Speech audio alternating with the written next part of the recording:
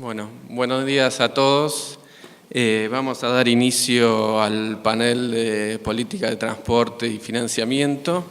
En realidad vamos a continuar con la política que se estableció ASAP de ir analizando el tema subsidios, que empezó el año pasado con energía, y esta es la idea de continuar este año con transporte.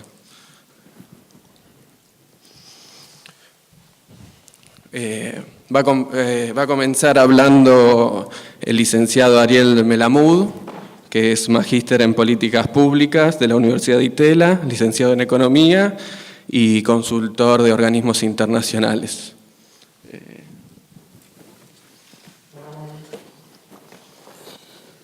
Bueno, buenos días a todos. Un placer para mí participar acá como expositor en el seminario de presupuesto y compartir esta mesa con los colegas.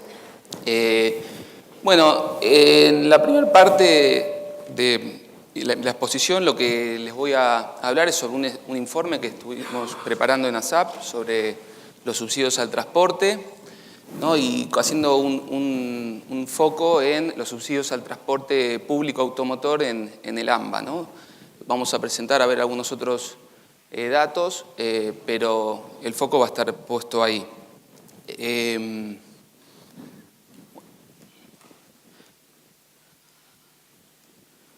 Bueno, como les decía, primero me parece importante que nos detengamos un poquito en pensar todo lo que justifica, ¿no?, la necesidad de subsidiar el transporte público, ¿no? ¿Por qué el transporte público debe ser subsidiado? Y en la mayoría de los países uno lo que ve es que el transporte público automotor, de pasajeros, ferroviario también, es subsidiado, ¿no? La mayoría de los países implementan estas políticas.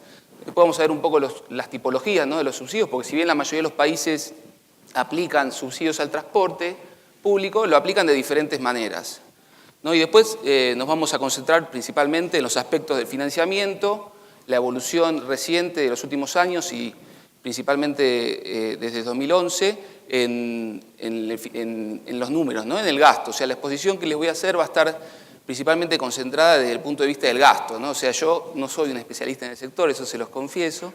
Lo que yo principalmente trabajo es el análisis del gasto, pero algunos puntos, ¿no?, vinculados a la política de transporte también quiero hacer mención porque obviamente estamos hablando de los subsidios a un sector, ¿no?, un sector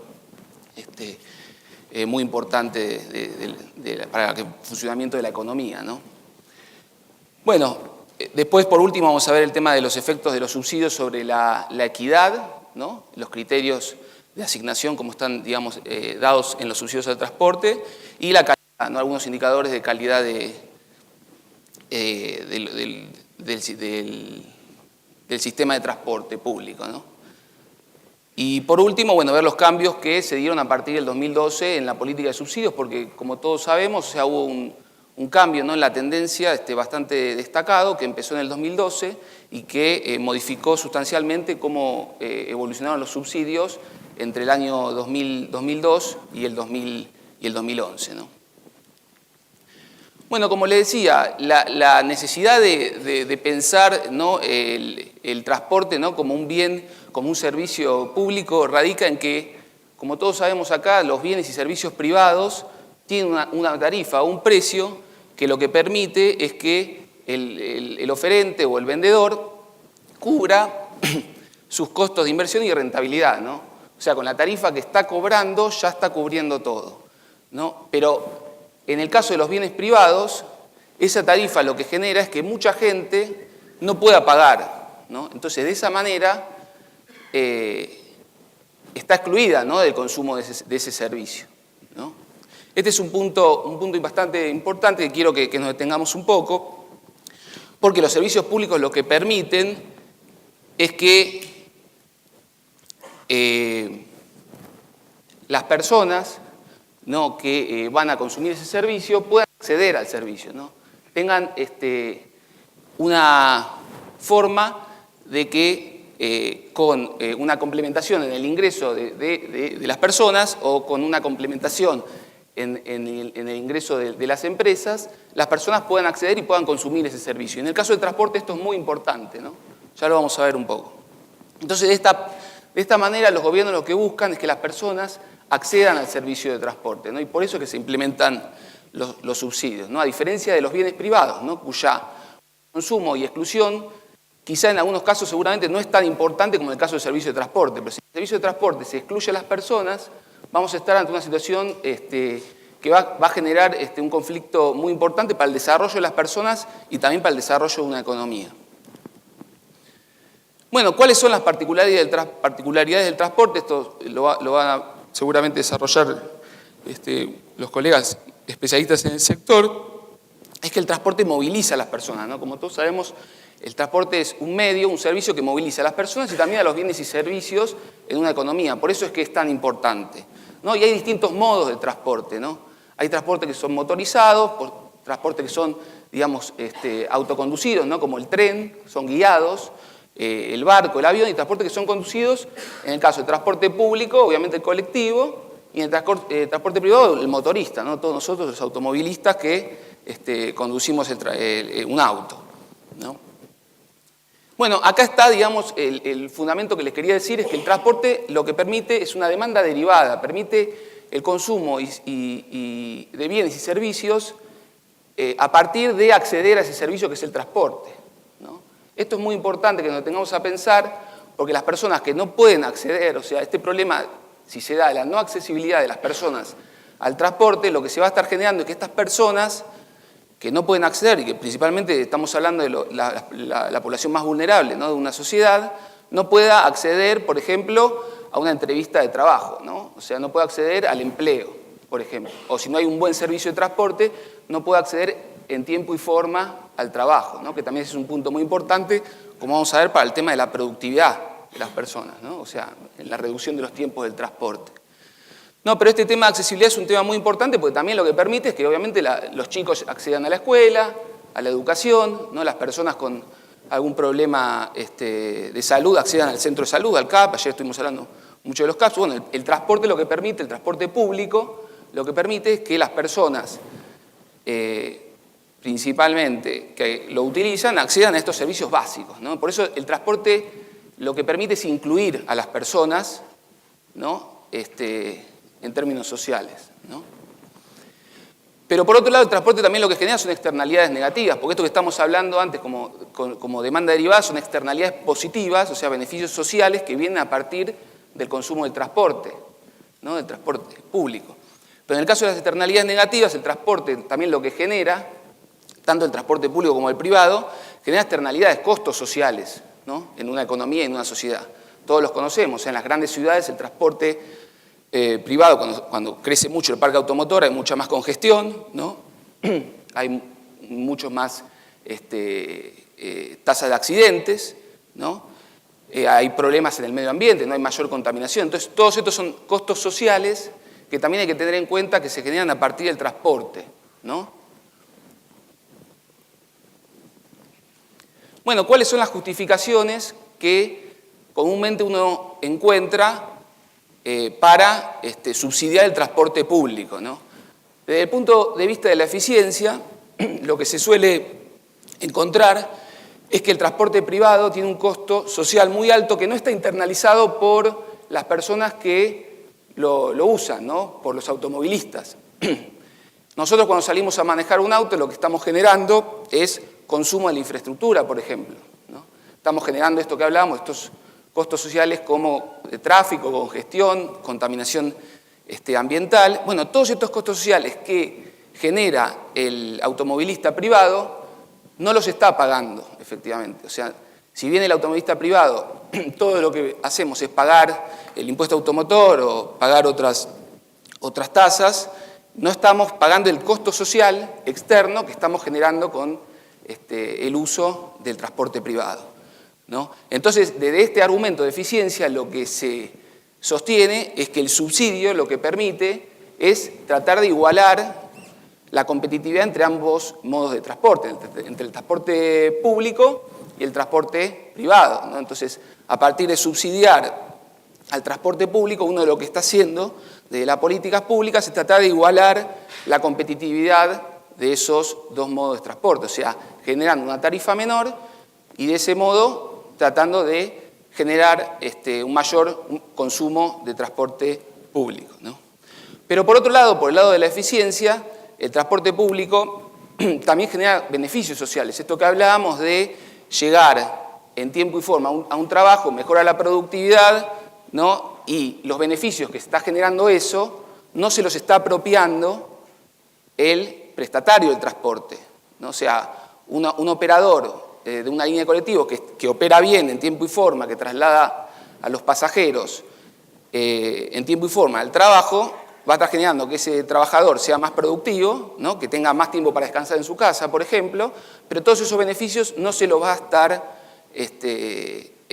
apropiando el prestatario, el operador, el oferente, ¿no? Entonces, desde el subsidio, lo que se puede promover es que esta buena línea de comportamiento se dé dándole un reconocimiento al oferente por su buena prestación del servicio, ¿no? Y apropiándose de ese beneficio social que está generando un buen transporte público.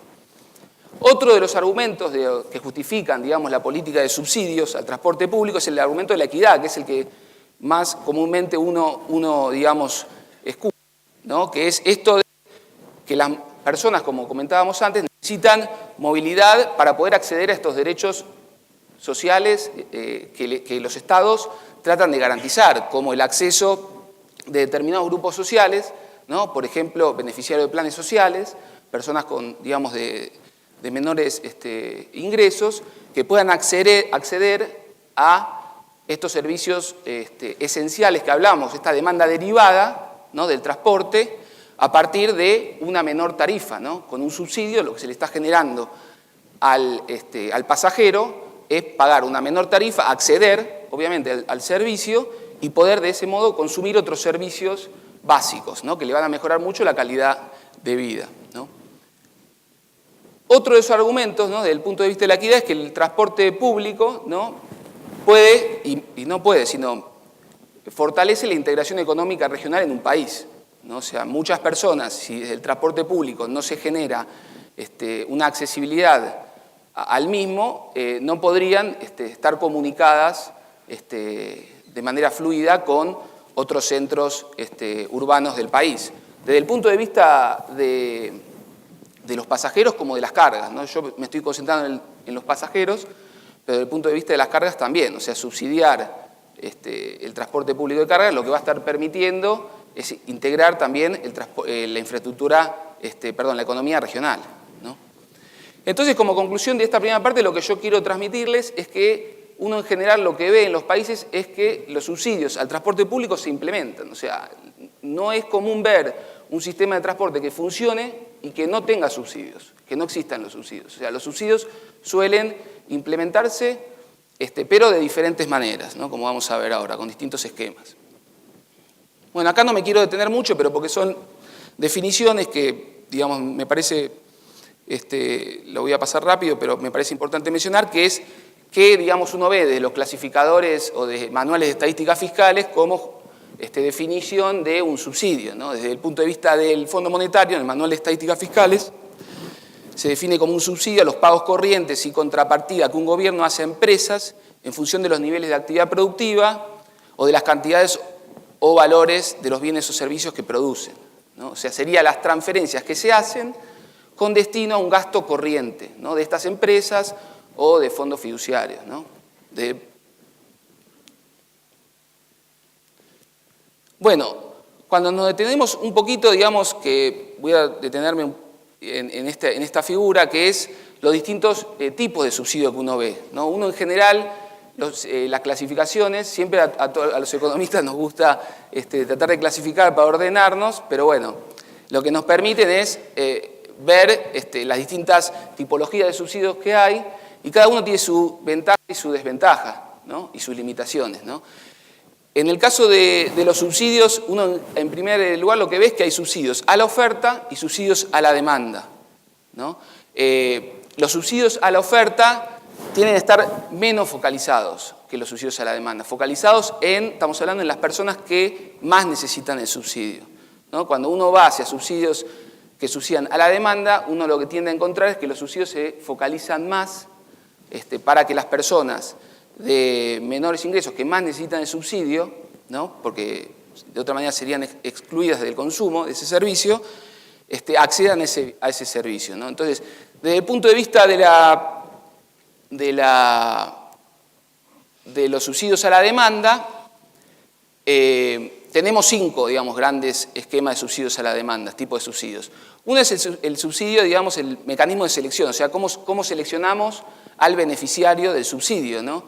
El primero es de una manera personalizada, que este es un subsidio que es bastante complejo de implementar, es bastante difícil, porque uno lo que tiene que tener, como hablábamos ayer, tiene que tener sistemas de información que permitan nominalizar a la población que más necesita el subsidio, de manera de, si uno lo identifica y lo tiene nominalizado con sistemas, indicadores socioeconómicos que me permiten ver quiénes son los que más necesitan el subsidio, de esa manera darle una transferencia monetaria a esas personas para que paguen una menor tarifa por el transporte público, ¿no?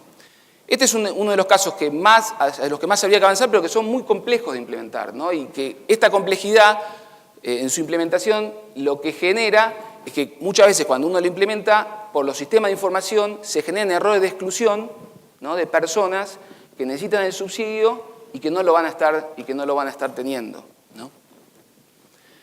Bueno, el caso de Chile es uno de los casos que se dieron con este tipo de subsidios.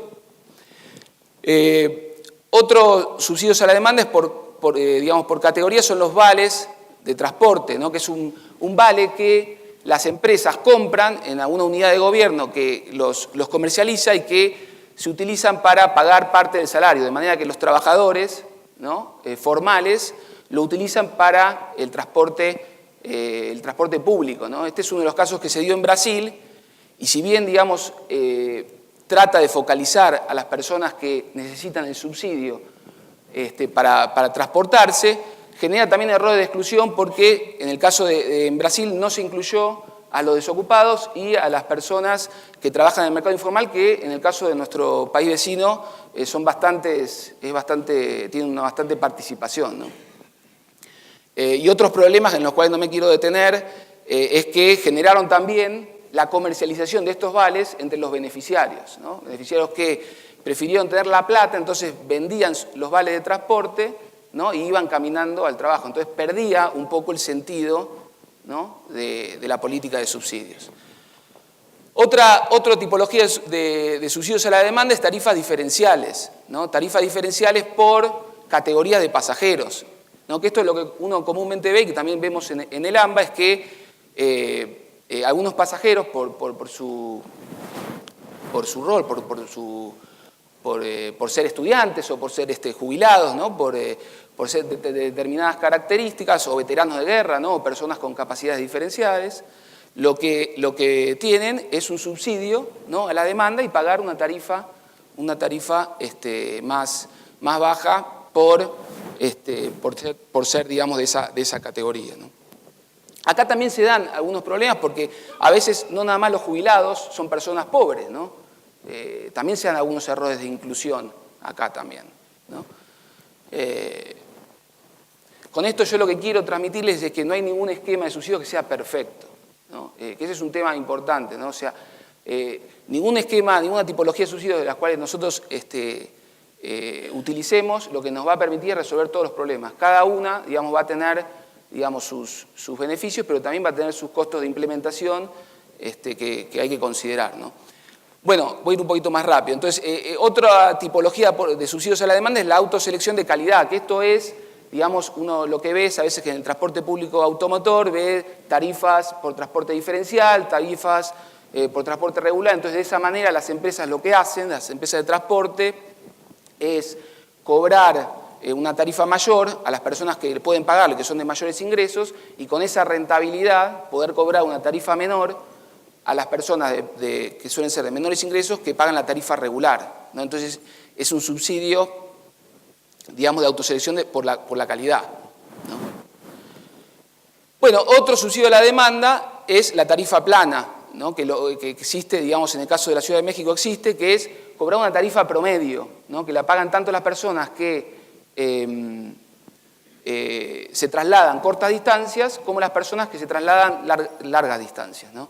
Acá de alguna manera este subsidio cruzado entre pasajeros de cortas y de largas distancias lo que va a estar mostrando es que, digamos, de alguna manera va a estar permitiendo que personas que se trasladan más distancia, que suelen ser personas de menores recursos, ¿no? En las grandes ciudades que viven más lejos del casco urbano, del centro urbano, paguen una tarifa menor, ¿no? En relación a las personas que están pagando la misma tarifa promedio, pero se trasladan cortas distancias, ¿no? Entonces, un subsidio cruzado entre los pasajeros, ¿no? De menores y de mayores recursos. Bueno, por el lado de los subsidios a la oferta existen dos. El subsidio a la oferta, que es con algunas condicionalidades, más condicional, ¿no? Que está más vinculado a subsidios operativos condicionados, que tienen que ver más con la cantidad, con algún indicador que se utiliza desde la asignación del subsidio para otorgar el subsidio, como por ejemplo los kilómetros recorridos, ¿no? Por los colectivos y los pasajeros transportados. Entonces, de esa manera se le va a estar asignando mayores subsidios a los prestatarios que transporten más pasajeros o que recorran más kilómetros. Y es, digamos, uno de los esquemas que uno ve en el AMBA. Después están los subsidios a la oferta también, pero no condicionados, que estos son los que tienen menos focalización, que son subsidios directamente otorgados, ¿no? A la oferta sin ningún tipo de condicionalidad en su operación, ¿no? Y acá uno lo que ve, en el caso de Argentina, es el subsidio al gasoil, si no me equivoco, ¿no?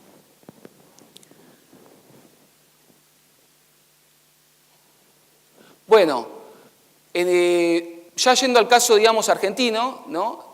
Por el lado, digamos, del esquema de subsidios, uno lo que ve al transporte, que en algunos documentos uno ve que existe una compleja red de subsidios, ¿no? O sea, que uno lo que ve es que se denomina como el laberinto de los subsidios al transporte, porque hay múltiples fuentes de financiamiento y destinos de los subsidios al transporte. Por el lado de la fuente de financiamiento, el origen de los fondos, principalmente lo que existen son dos. Uno, el impuesto al gasoil, ¿no? Que, digamos, lo que se establece es la afectación del 22% de lo recaudado del impuesto al gasoil para asignarse, como veremos, a un fondo fiduciario, y que en el caso del 2013, que son los últimos datos que puse, se asignaron 8.800 millones de pesos de este 22% del subsidio del gasoil para subsidiar al transporte público, ¿no? Después, la otra, digamos, fuente de financiamiento que tomó mayor importancia desde el año 2006 son las transferencias de la Administración Pública Nacional, ¿no? Son las transferencias directas que hace el Tesoro, ¿no? Para subsidiar al transporte público, y que en el año 2013 ascendieron a 14.000 millones de pesos.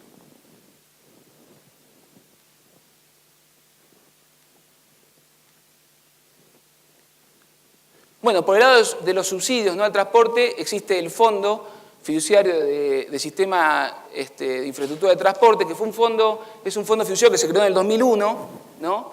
En el marco, que esto es importante mencionar, este fondo fiduciario se creó en el marco de la crisis, ¿no? Económica, ¿no? Todos recordamos la crisis económica del año 2001, se creó, digamos, para poder compensar, ¿no? La caída en la demanda del transporte. En ese momento lo que se estaba dando en Argentina una caída importante de la demanda de transporte por la crisis económica, ¿no? Entonces, una de las finalidades era esa, compensar esa caída en la demanda, y también otra finalidad del fondo era promover inversiones en infraestructura vial, ¿no? Tanto a nivel nacional como provincial, ¿no? Bueno, las fuentes de financiamiento, como decíamos, eran las anteriores. Después está el subsidio al gasoil, ¿no? Subsidio al gasoil directo, ¿no? Que se subsidia una tarifa diferencial para acceder al gasoil. Y después están las transferencias específicas, ¿no? De los subsidios.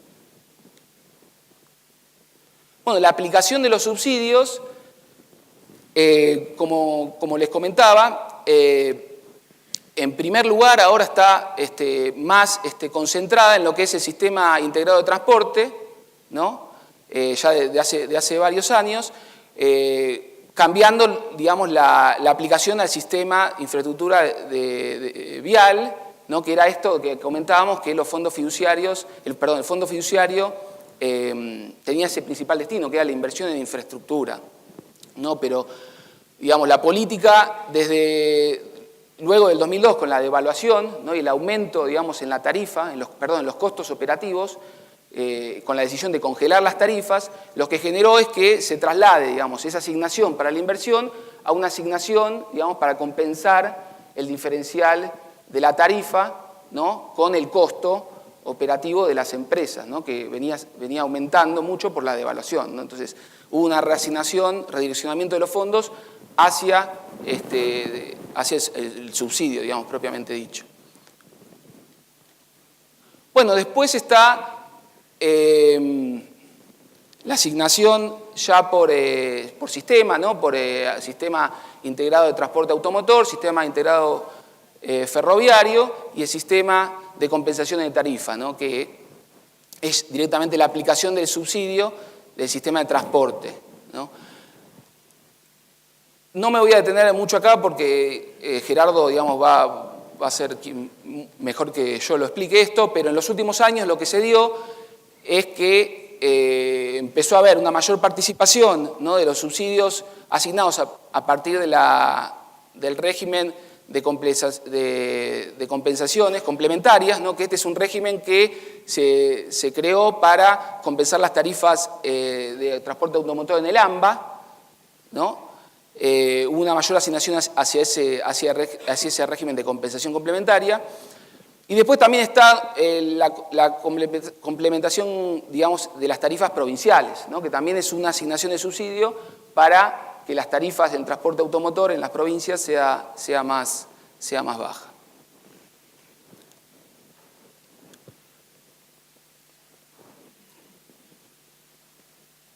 Bueno, ya yendo directamente a los números, ¿no? De subsidios, lo que quiero, digamos, advertir es que me concentré principalmente en los subsidios que se asignan a partir de las transferencias de administración pública, ¿no? O sea, acá no está incluido los subsidios que se asignan a partir de lo recaudado por gasoil, ¿no? Lo que podemos ver en este gráfico, ¿no? Subsidios en términos de PBI, estamos hablando de subsidios totales acá, es que la participación de los subsidios destinados al transporte, en general, transporte público, creció de manera importante desde el 2005 al 2011, ¿no? O sea, creció en términos de PBI 7 veces, de 0.2 a 1.5, ¿no? En términos de PBI.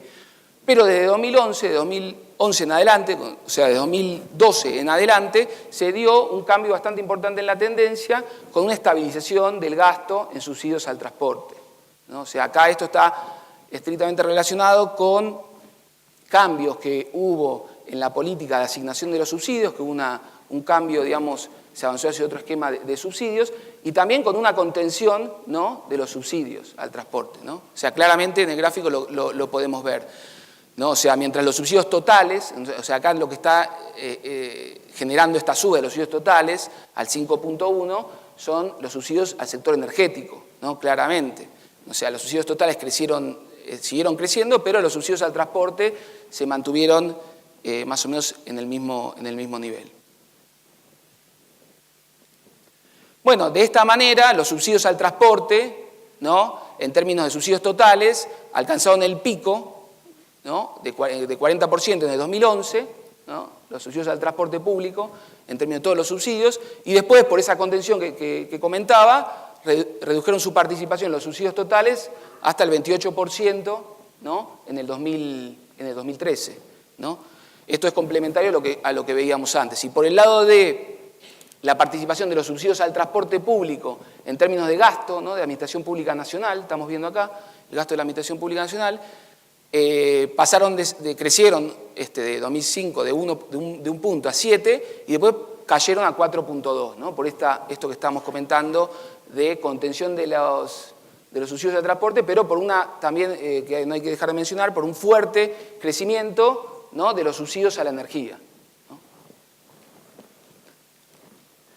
Bueno, cuando vemos la participación, ¿no? De los subsidios al transporte por modo de transporte, ¿no? por modalidad de transporte, lo que podemos ver acá en la serie, o sea, está cada una de las modalidades en términos del total, ¿no? Cuánto se lleva el transporte automotor.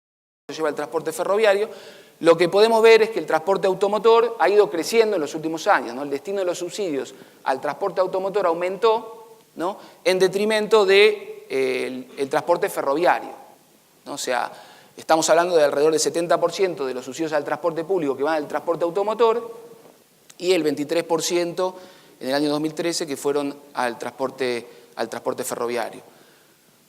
Por el otro lado, digamos, están los subsidios al transporte aéreo, ¿no? Los subsidios al transporte aerocomercial, ¿no?, que son 10 puntos de los de los subsidios totales, ¿no? Que, bueno, ahí está Aerolíneas, ¿no? Bueno, los subtes yo no me voy a detener, pero los subtes, digamos, la participación de los subsidios al subterráneo, digamos, cayó a partir de 2011 por el traspaso, ¿no?, de los subterráneos a la ciudad, ¿no?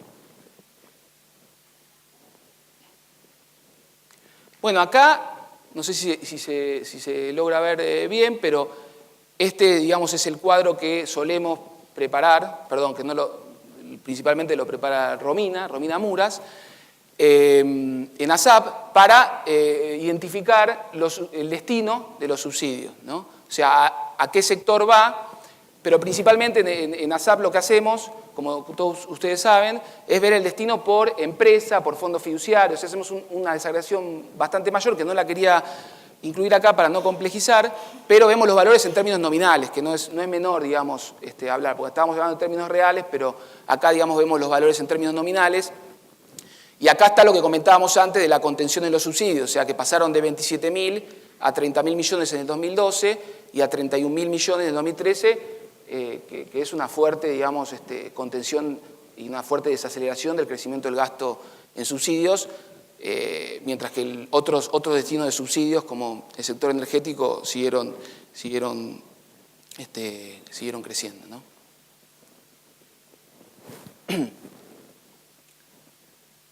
Bueno, y acá están los valores por modo de transporte, por tipo de transporte, ¿no? Acá está lo que comentábamos antes de que el transporte automotor se lleva la mayor parte de los subsidios al transporte público. Y el número de 2014, vale advertir que es el crédito vigente, ¿no? El número que incluimos acá de 2014, de subsidios a sectores económicos, es el crédito vigente al 31 de agosto de la Administración Pública Nacional, ¿no? Probablemente sea el que se termine dando en la ejecución, ¿no? Pero, digamos, es importante comentarlo. Bueno, cuando vemos la evolución, ¿no?, de los últimos años de los ingresos y subsidios por pasajero, o sea, estamos hablando de los ingresos y subsidios que tiene el transporte público automotor por pasajero y la tarifa, lo que vemos es que la tarifa, digamos, de transporte público automotor, acá estamos hablando de transporte automotor en AMBA, cayó, o sea, ha caído la tarifa media, cayó alrededor de casi un 50%, estamos midiendo en términos reales la tarifa, acá estamos quitando el efecto, digamos, de aumento de los precios al transporte y del aumento de los precios y de la inflación para ver la tarifa media, estamos viendo la tarifa media del transporte automotor, cayó un 50% hasta el 2012, más o menos, y en esa dinámica también lo que se dio, obviamente, a partir de ese congelamiento de las tarifas, un crecimiento en términos reales de los subsidios, ¿no?, al transporte automotor, ¿no?, que pasaron de ser alrededor de 100 pesos, estamos hablando del valor de 2004, a ser alrededor de 800 pesos en el año que alcanzó el máximo en el 2010, ¿no? Y bueno, a partir del aumento en las tarifas se dio una caída en los subsidios por pasajero, ¿no? Bueno, de esta manera lo que se da es que se dio una mayor participación en los ingresos de los operarios, ¿no?, del transporte público, de los ingresos provenientes de subsidios, ¿no?, del subsidio. O sea, la recaudación en el transporte automotor de AMBA era el 80%, provenía de la tarifa, estamos hablando del año 2003, y el 20% provenía de subsidios, Y en el año 2010 se revirtió esta situación y pasó a ser al revés, pasó a ser un 25% proveniente de la recaudación, ¿no? por tarifa, y el 75% restante proveniente de los subsidios, ¿no? Bueno, y esto se mantuvo, digamos, en los últimos años en el marco de esto que comentábamos, que fue la contención de los subsidios. Pero acá lo que es importante mencionar, porque cuando uno ve estas cifras, uno lo que suele connotarlo con algo negativo, es que esto, digamos, no se da nada más en Argentina. O sea, hay otras ciudades, hay otros países que también tienen esta participación en el ingreso de los prestatarios de transporte automotor proveniente de subsidios. Y no estamos hablando de ciudades de países de la región, también, digamos, en ciudades de países avanzados como en Estados Unidos y en Inglaterra. O sea, hay ciudades donde el componente de los subsidios también tiene esta participación en los ingresos de las prestadoras. Acá, digamos, lo que habría que ver, y lo que, digamos, seguramente vamos a estar discutiendo en la mesa, es luego la calidad del transporte, ¿no? Qué condicionalidades y qué, digamos, incentivos existen, digamos, para que mejore la calidad del transporte a partir de esta política de subsidios. Bueno, acá también en valores reales lo que quería mostrarles es la evolución de la tarifa promedio de colectivos, trenes y subterráneos en el AMBA, ¿no? O sea, estamos descontando los efectos de la inflación y acá de vuelta lo que vemos es que se dio una caída importante en la tarifa tanto automotor como ferroviario hasta el 2011, ¿no? Con el congelamiento de las tarifas y la aceleración de los precios, y que a partir de 2012, digamos, repuntó y en términos reales creció un 10% la tarifa de transporte automotor y de transporte ferroviario, que no es menor, o sea, un 10% en términos reales es un valor bastante significativo, que no hay que dejar de mencionarlo. Y en el caso, digamos, del subterráneo, lo que quería comentarles, bueno, obviamente acá se dio el fuerte, digamos, crecimiento de la tarifa, que creció un 90% en términos reales, con el traspaso, ¿no? del subterráneo del ámbito nacional a la ciudad de Buenos Aires, ¿no? O sea, la ciudad dejó de subsidiar el transporte y se dio un crecimiento en términos reales del 90% en la tarifa, ¿no? del subterráneo en el AMBA. Bueno, para terminar con la asignación, ¿no? con la caracterización y la evolución de los subsidios, es importante ver también en qué se asignan estos subsidios, ¿no? En el caso del transporte público automotor, estos datos provienen del Ministerio Interior. La asignación de los subsidios es principalmente para cubrir costos operativos de las prestatarias del servicio de transporte público automotor. O sea, el 80% involucra, digamos, pago de personal y compra de combustible, ¿no? Ese es el principal destino del subsidio de transporte público automotor. Bueno, cuando nosotros vemos los efectos sobre la equidad, ¿no? de los subsidios al transporte, en el caso del transporte automotor, lo que vemos es que se distribuyen principalmente, en el año 2013 se distribuyeron principalmente en lo que es el AMBA, ¿no? Lo que es la ciudad de Buenos Aires y el conurbano. O sea, el 50% de todos los subsidios fueron al AMBA, ¿no? Y bueno, otras provincias, digamos, de importancia en términos poblacionales y económicos como Córdoba, Santa Fe y Mendoza recibieron entre el 5, 4 y 3% de todos los subsidios al transporte automotor. Bueno, otro indicador, digamos, para ver la equidad es los subsidios por habitante, el transporte público automotor, cómo se asignaron, ¿no? En el 2013, en el AMBA, se asignaron 1.000 pesos por persona para subsidiar el transporte automotor de pasajeros, ¿no? O sea, prácticamente el doble de provincias del NOA como Jujuy, Tucumán, que son provincias, digamos, con indicadores sociales también delicados, como algunos corredores viales del AMBA, ¿no? Como principalmente el conurbano, y que destinan también una fuerte participación del gasto de los hogares al transporte. O sea, estamos hablando de provincias que podría uno de alguna manera comparar y que están recibiendo menos por habitante en términos de subsidios de transporte automotor. Bueno, uno de los últimos indicadores en términos de calidad, ¿no? Porque otro de los efectos que uno quiere ver sobre los subsidios es cómo impactó en la calidad del transporte público, ¿no? Lo que nosotros vemos acá es que entre el año 2001 y 2010, si bien se asignaron cada vez más subsidios al transporte público automotor, la calidad no mejoró, sino lo contrario, empeoró la calidad. Por el lado de la oferta, cayó la cantidad de vehículos por millón de kilómetros recorridos, o sea, hubo una menor oferta de transporte público. La línea verde es la evolución 2001-2010. Otro indicador por el lado de la oferta es que la cantidad total de asientos también cayó, ¿no? Y por el lado de la calidad, se transportaron más pasajeros por vehículo. O sea, también la calidad tampoco mejoró. Y la antigüedad media del transporte, del vehículo, del parque automotor, aumentó, ¿no? O sea, las empresas no modernizaron en ese periodo el parque automotor.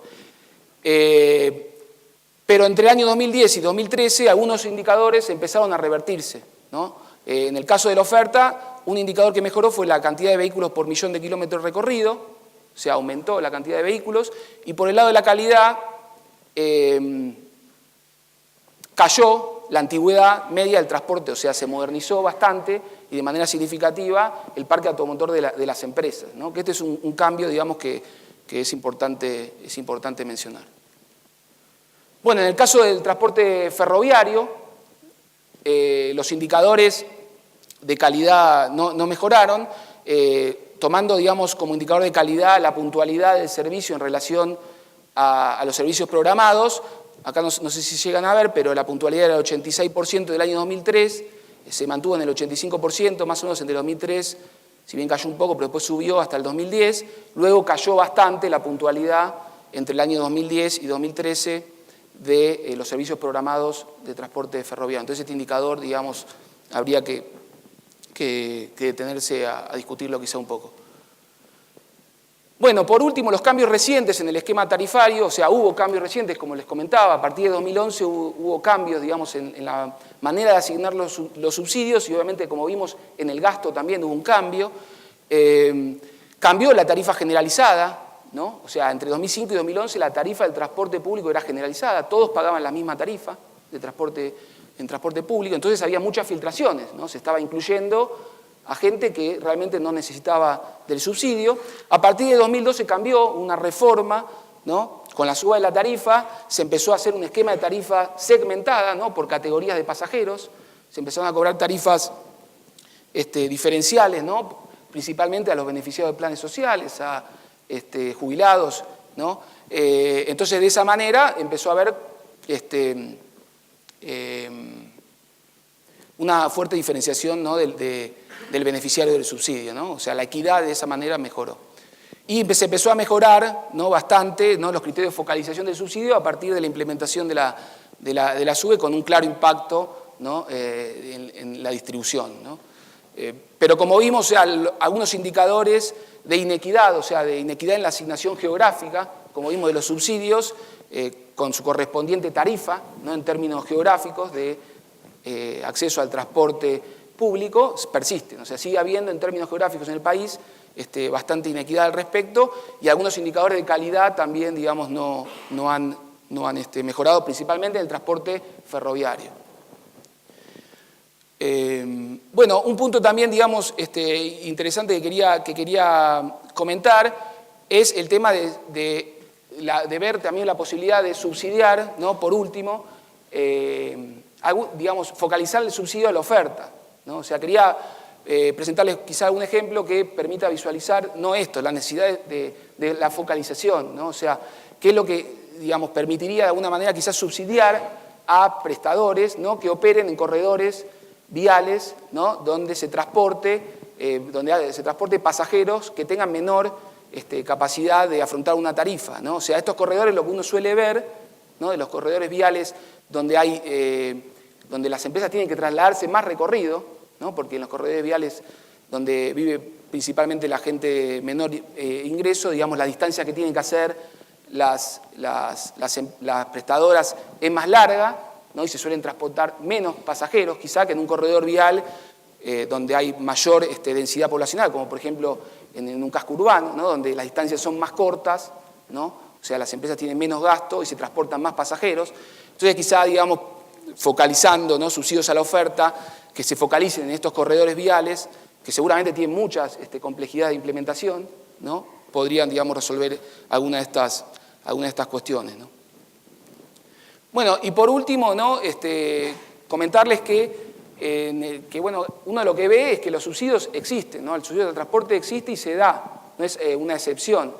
Acá lo que uno ve es que principalmente lo que se trata de ver es los efectos de los subsidios al transporte sobre la equidad y la calidad del transporte, ¿no? Ver de qué manera a partir del subsidio se puede incentivar, ¿no?, para que mejore la calidad del transporte y se asignen de una manera equitativa, ¿no? O sea, los argumentos que justifican la necesidad de los subsidios que vimos, ¿no?, de los argumentos de la eficiencia y la equidad, o sea, se suelen utilizar y en general, de manera generalizada, ¿no? Acá el tema es ver qué tipología de subsidios nosotros elegimos para resolver problemas de incentivos, ¿no?, y generar un transporte de mejor calidad. Y la tipología de subsidios que se terminen definiendo, lo que va a estar, a lo que va a estar atado es a los objetivos que nosotros nos pongamos, o que, más que nosotros, perdón, se ponga la política de transporte como objetivo del subsidio al transporte. O sea, en base a esos objetivos, digamos, se van a diseñar tipologías de transporte que permitan, digamos, resolverlos. Si nosotros lo que queremos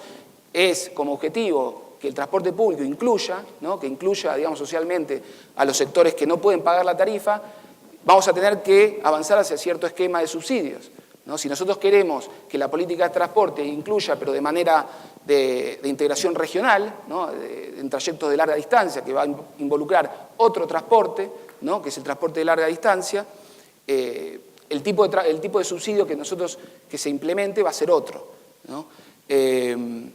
Y por último, ¿no?, si bien, digamos, lo que suele escuchar es que siempre, digamos, es mejor avanzar hacia un subsidio a la demanda, ¿no?, por esto de que permite focalizar a las personas que más necesitan el subsidio, ante la complejidad de implementar estos subsidios a la demanda, por esto que comentábamos, de que se necesitan sistemas, digamos, muy finos, ¿no?, que no generen exclusión de sectores que necesitan el subsidio, es implementar esto que hablábamos antes, de subsidios a la oferta, con condicionalidades que se están implementando ahora, digamos, en la gestión, y que permitan, ¿no?, mejorar la calidad del transporte, ¿no? Bueno, yo llegué hasta ahí y muchas gracias.